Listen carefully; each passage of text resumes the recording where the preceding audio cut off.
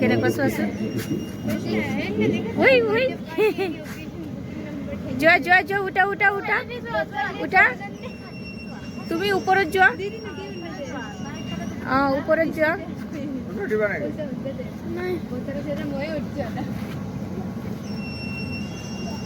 তাই চালাক আছে দেখা পাইছা না চব এই চাইডে উঠিছে সিফালেদি যাব বহুত চালাক হয় বহুত বুজি পায় দেখছা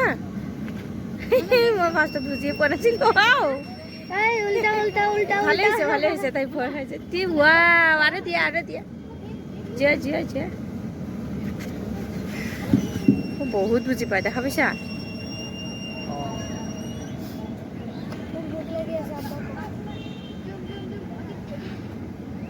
ধুনুকে উঠা উঠিছে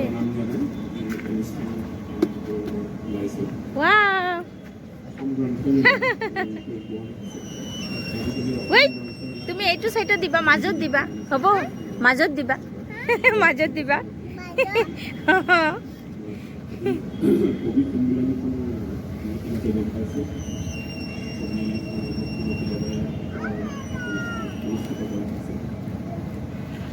স্মার্ট হয় দেখা পাইছা কেনেকুৱা ধুনীয়াকৈ নিজে বুজি পাইছে এইটো দি উঠিব লাগে এইটো দি দিব লাগে চব বুজি পায় যোৱা যোৱা যোৱা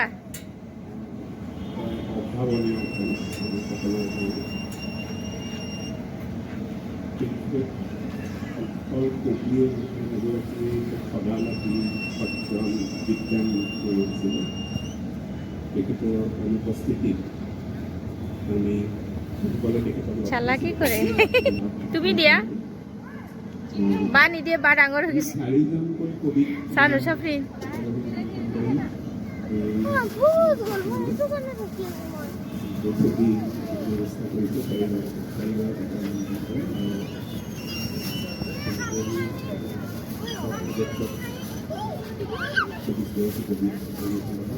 মই প্ৰথমে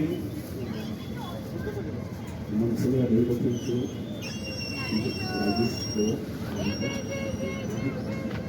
কামালুদ্দিন স্লাইডিং কৰি আছে দেখছা ৰাজীৱ কুমাৰ ফুকন পুৰা ফ্ৰেণ্ডছ ৱাও পাৰিছা হা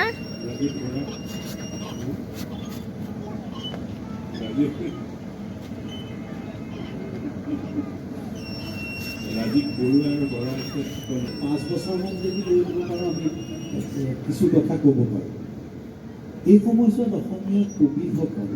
যিসকল কবি আছে সেই কবিসকলৰ আপুনি কেইটামান গোট পায় এটা গোট ধৰক যিসকলে ৰামধেনুক আৰম্ভ কৰিছিল অথচ এতিয়াও কবিতা লিখে তেনেকুৱা দুই এগৰাকী আপোনালোকে কবি পাব তাৰ ভিতৰত কিন্তু এক নম্বৰতে আপোনালোকে হৰে কৃষ্ণ ডেকা ছাৰৰ নাম ল'ব লাগে আৰু মন কৰিব অসমীয়া কবিতাৰ বিৱৰ্তনৰ প্ৰতিটো পৰ্বত যিবোৰ শিহৰণ আহিছে যি নতুনত্ব আহিছে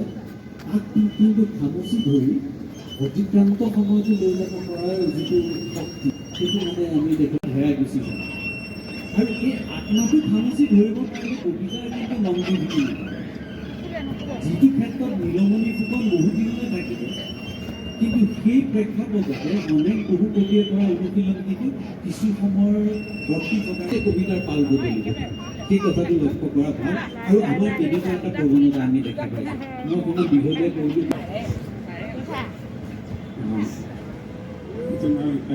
কবিতা পাঠ আৰম্ভ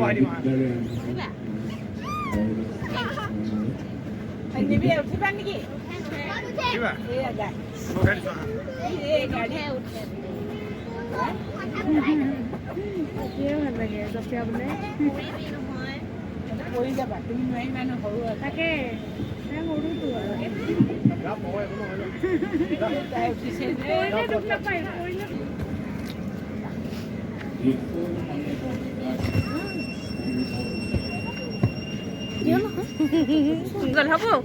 যাওঁ ব'লা হে আমি যাওঁ দেই হা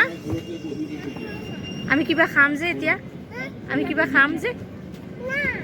আৰু কৰিবা